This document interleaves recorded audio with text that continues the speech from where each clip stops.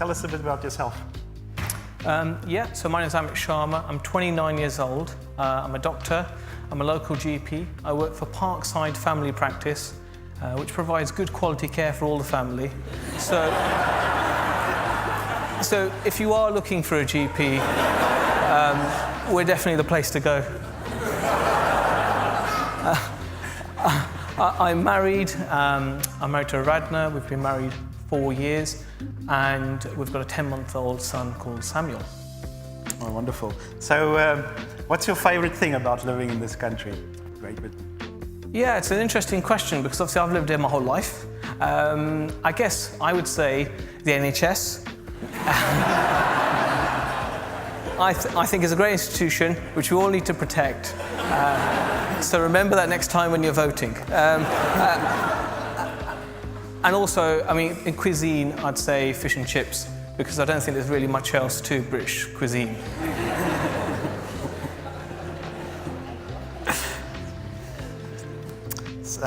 Tell us a bit about your family background. Yeah, well, my parents are from North India. They're from Punjab. My mum came to this country when she was 10 with her family. My dad came many years later.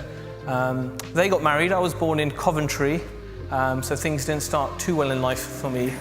And then we moved to Slough, so things got even worse. And then I'm living in Maidenhead, so not too far away.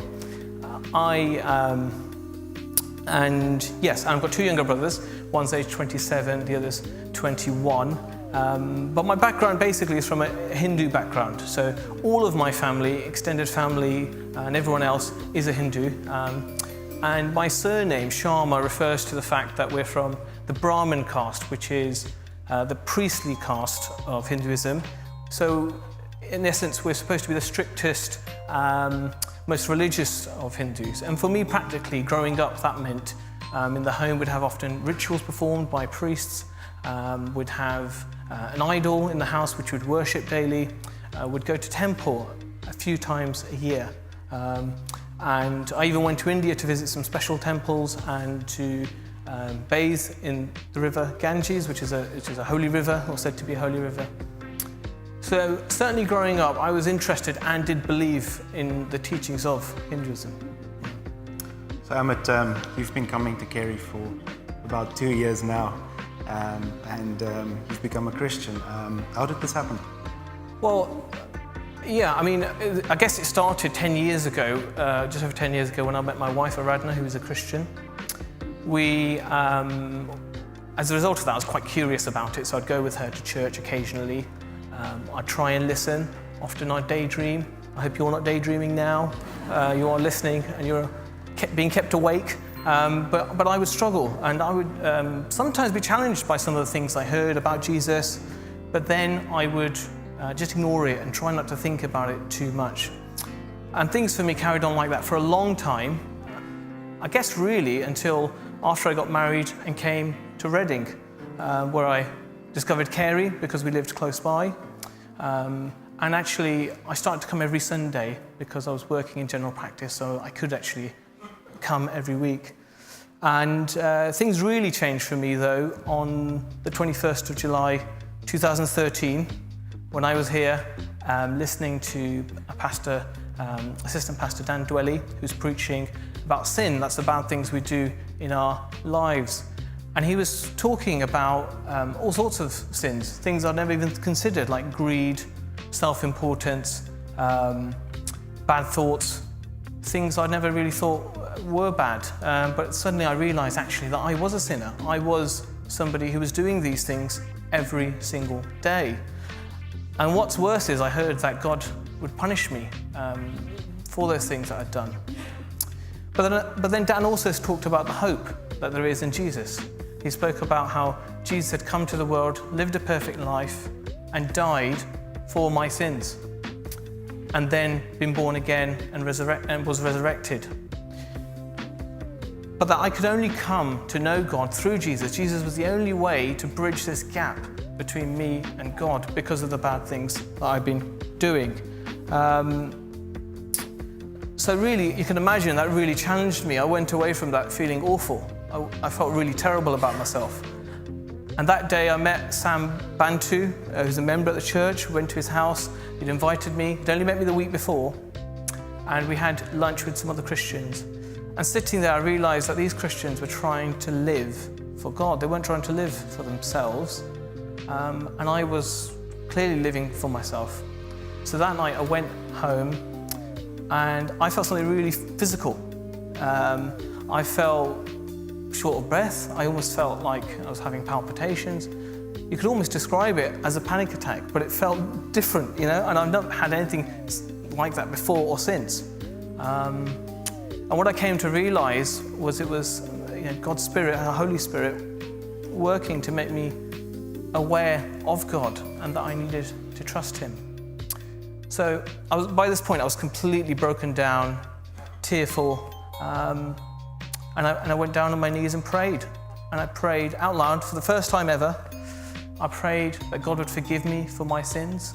I prayed that He'd forgive me for rejecting Him all these years, and that I trusted Him and wanted Him to come into my life. So it was a really emotional day, but a wonderful evening, and it was the first evening I spent knowing God. Oh, it's such a big change. Is there anything hard you found about becoming a Christian? Yeah, there's been quite a few hard things. The most difficult thing I think has been my family. My family were very upset, as you might imagine, given my background, about me being a Christian. They immediately rejected me. They said they disowned me. They said we couldn't have any relationship anymore. They also sort of stopped extended family from seeing me because they felt I'd put shame on the family. And I think what they really felt upset about as well is that they felt I'd lost my culture, my identity. I'd lost a big part of who I was for them. My mum sort of called it me joining a white person's religion. And that's obviously, as you can imagine, been really difficult. That's led to a lot of problems between us. But in recent times, as a result of the birth of my son, and also the fact that he's been unwell recently, they've come back into my life. We've got some semblance of a relationship again, and we're gradually trying to build those bridges back.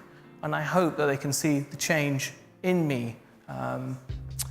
Another challenge I'll just talk about quickly is actually adapting to church life, because I wasn't from a Christian background, so a lot of the things that you'll see going on today might seem strange to you, and they're very strange to me at the beginning as well. For instance, singing out loud. I've got a terrible voice, and so I was really self-conscious about not singing too loudly to put other people off. So if you're anywhere close to me in that corner, just try not to listen. But I was really found that quite difficult. So eventually I realised actually what we're singing is we're praising God in the words that we're saying, aren't we? So it's fine. And similarly, praying out loud. I quite like talking, as you'll have noticed, but closing your eyes, or even with your eyes open, and praying in a quiet room with other people, wow, that was difficult. It took me a good few months to actually get over that and to have the confidence to pray, and now I love it. If there's anything you could lay your finger on, can you tell us what it means to be a Christian? How does it change your life? I know you already touched on that, but is there one particular thing that stood out for you? Yeah, I mean, there's a few things really. It changes your perspective on life. You stop living for your own selfish means. You try and live to glorify God. So it's totally different. I guess as well, I can cope with life's ups and downs more easily now. Life still has hard times, but I've got God's peace and love to help guide me through those moments as well. I guess the practical things that have changed is that I pray every day. I will read the Bible every day. So when I'm praying, I'm speaking to God. And when I'm reading the Bible, I'm reading what God's written for me. That's pretty amazing if you think about it. So to have that opportunity each day is really, really great. I think I am a more caring person now to all people. I want to invest my time differently to how I did before. So I want to spend it with people, investing in relationships with Christians and non-Christians. So that means part of my week is taken up attending home group prayer meetings with a small number of Christians, or sometimes when I can make it, go to early morning prayer meetings at 6:30 in the morning on a Monday, which you can imagine is a challenge, and also more informal meetings as well. I also get to lead football, so the church runs football, which happens every Tuesday, 8:15, Whitley Academy Leisure Centre. So if there's any budding footballers, you want somewhere to play, please come along. So I get a chance to actually, at the end of the games, sometimes give a talk, short talk on Jesus and his message. And I just look forward to more opportunities to do things like that, like this, because I just want to speak about Jesus and his love everywhere. It's wonderful. What would you say to someone who might be interested in the Christian message but are unsure about it? I'd say first it's great that you're interested. Don't lose that interest. Don't let anything put you off. So if you are interested, speak to someone. You're bound to have doubts. I think having doubts is probably normal. But if you've got those, speak to a Christian. Speak to somebody who is a believer. There's many people here who you could speak to today, for instance.